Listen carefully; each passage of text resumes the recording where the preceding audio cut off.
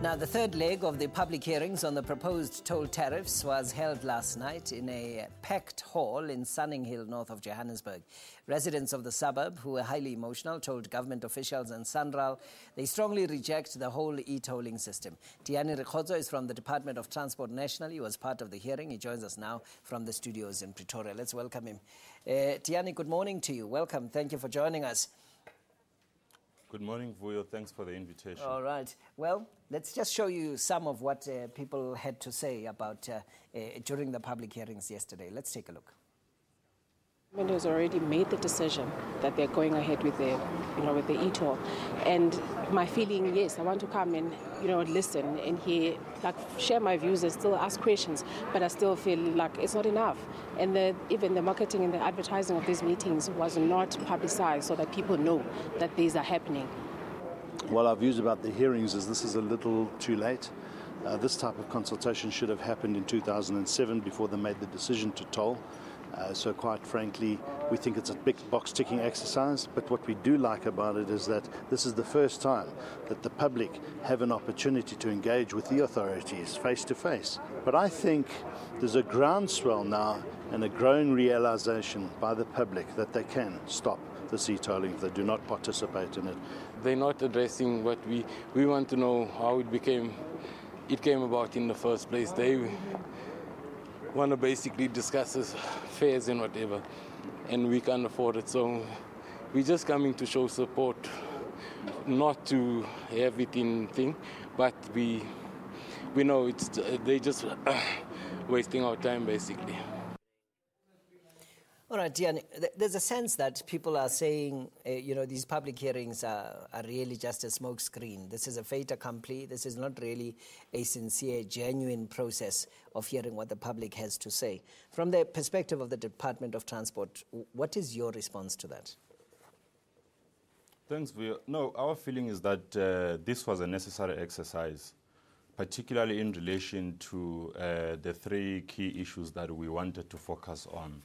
The very reason why we convened these public information sessions was to take members of the public through the content that forms the background of the Gazette that was published on the 26th of October this year.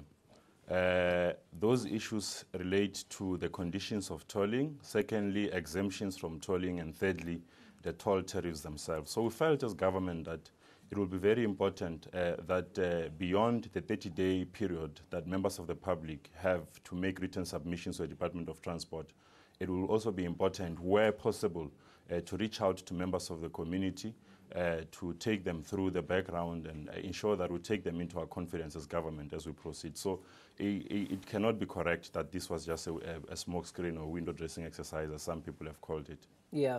Will the inputs be considered? Will they change anything? Most definitely, Vuyo. As I indicated, the public information sessions were convened primarily to deal with those three issues that I referred.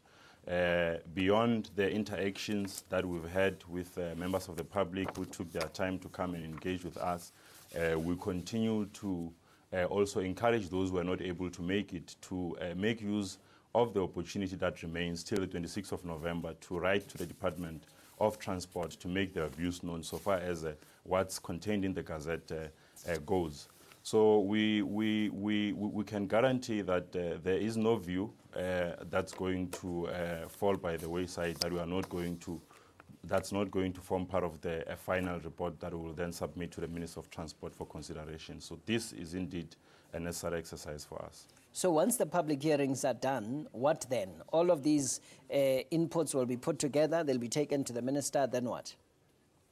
Yes, our view was that if we were to target the three key regions in Johannesburg, which will be directly affected by the implementation of e-tolling, being Tshwane, Ekurhuleni, and Johannesburg, we will basically be able to achieve to a greater extent what it is that we wanted to achieve. So after these, as I indicated, a number of days remain till the 26th of November, wherein members of the public can still make their comments.